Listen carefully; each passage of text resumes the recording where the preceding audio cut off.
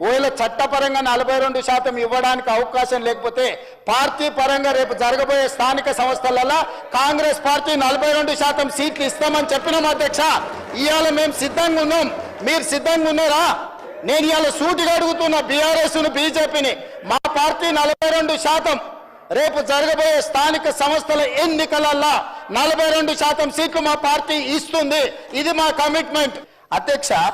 వీళ్ళందరూ సర్వేలో పాల్గొనకుండా నేను అడిగిన కొంత మిత్రులను, అందులో ఉన్న వాళ్ళని, ఏందా సారు ప్రధాన ప్రతిపక్ష నాయకుడు లేకపోతే వీళ్ళంతా మంత్రులు చేశారు, ఎందుకు సర్వేలో పాల్గొంటలేరు అంటే, అన్నా నువ్వు ఇచ్చిన సర్వేలో ఇంతకుముందే చెప్పకనే పెద్దలు శ్రీనివాస్ యాదవ్ గారు చెప్పారు ఒక మాట, మీరు ఇన్ని వివరాలు అడిగితే మా సార్ వాళ్ళు ఎట్లిస్తారని.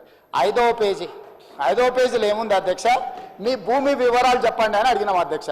ఒక్క దెబ్బకే చంద్రశేఖరరావు గారు, తారక రామారావు గారు, హరీష్ రావు గారు వీళ్ళందరూ ఎవరు సమాచారం ఇవ్వలేరు అధ్యక్ష.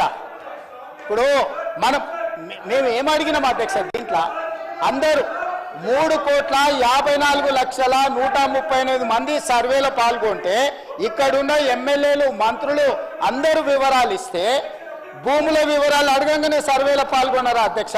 ఈ దేశ ప్రధానమంత్రి నరేంద్ర మోడీ గారు బలహీన వర్గాలకు ఏదైనా సాయం చేయాలి అనుకుంటే 2021 జనాభా లెక్కలు ఈ రోజు వరకు 2025 సంవత్సరం జనవరిలో ఉన్నాం అధ్యక్ష.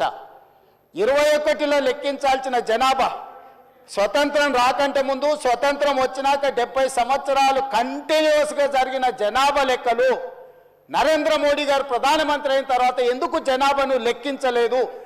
ఎందుకు మా మిత్రులు భారతీయ జనతా పార్టీ వాళ్ళు ఈరోజు నరేంద్ర మోడీ గారు జనాభాను లెక్కించలేదు? దీనికి బాధ్యత ఎవరు? నరేంద్ర మోడీ గారిని జనాభాను లెక్కించమని ఎందుకు అడుగుతలేరు?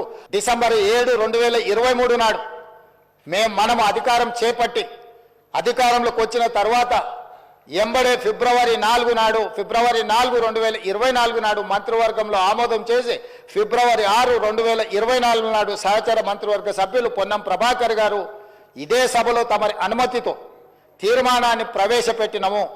ఆ తర్వాత పార్లమెంటు ఎన్నికలు 5-6 నెలలు ఈ ప్రక్రియకు పార్లమెంట్ ఎన్నికల వల్ల విఘాతం కలిగింది. కానీ ఈ ప్రభుత్వం, మా నాయకుడు మేము ఇచ్చిన మాట ప్రకారం ఈ సమాజంలో కులగణన జరగాలి, కులగణనలో రాజకీయ, ఆర్థిక, సామాజిక అన్ని వివరాలను పొందుపరచాలన్న ఆలోచనతోటి ఈ కార్యక్రమాన్ని ముందుకు తీసుకెళ్లాలన్న లక్ష్యంతో మంత్రివర్గ ఉపసంఘాన్ని పెద్దలు ఉత్తమ్ కుమార్ రెడ్డి గారి అనుభవాన్ని దృష్టిలో పెట్టుకొని వారిని, దామోదర్ రాజ్ నరసింహ గారిని, పొన్నం ప్రభాకర్ గారిని, దుద్దిల్ల శ్రీధర్ బాబు గారిని, సీతక్క గారిని కమిటీలో పెట్టి, అధ్యక్ష ఈరోజు మీరు ఆలోచన చేయండి. వాళ్ళ కోసం ప్రభుత్వాలు ఈరోజు వాళ్ళని ఆదుకోవడానికి ప్రభుత్వాలు ముందుకు రాకపోతే ఈరోజు ఈ ప్రభుత్వాల మీదనే విశ్వాసం కోల్పోయే పరిస్థితి ఉంది అధ్యక్ష. అందుకే ఈరోజు ఈ మాదిగ ఉపకులాలకు సంబంధించిన కేటగరైజేషన్ విషయంలో అందరూ సహకరించాలి. ఈరోజు ఆయా తామాషా ప్రకారం వాళ్ళ ఆర్థిక స్థితిగతుల ప్రకారం ఈరోజు రిజర్వేషన్ల పట్ల కమిషన్ ఈరోజు రికమెండేషన్స్ ఇచ్చింది. రాష్ట్రానికి సంబంధించిన వాడు మనవాడు, మనం గొప్పగా మనవాడని చెప్పుకునే మల్లికార్జున్ ఖర్గే ఈరోజు ఏఐసిసి అధ్యక్షుడిగా ఉన్నాడు, రాజ్యసభలో ఫ్లోర్ లీడ్గా ఉన్నారు. అంటే ఈరోజు కాంగ్రెస్ పార్టీ వల్లనే ఇది సాధ్యమైంది. కాంగ్రెస్ పార్టీ ఎస్సీ ఎస్టీలకు ఎంత ప్రాధాన్యత ఇస్తుందో ఈ నియామకం ద్వారా ఈరోజు నిరూపితమైంది.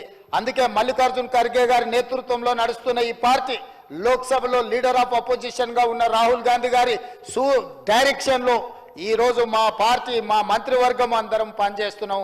మంత్రివర్గ సభా నాయకుడిగా ఈరోజు ఇది తూచా తప్పకుండా అమలు చేస్తాం.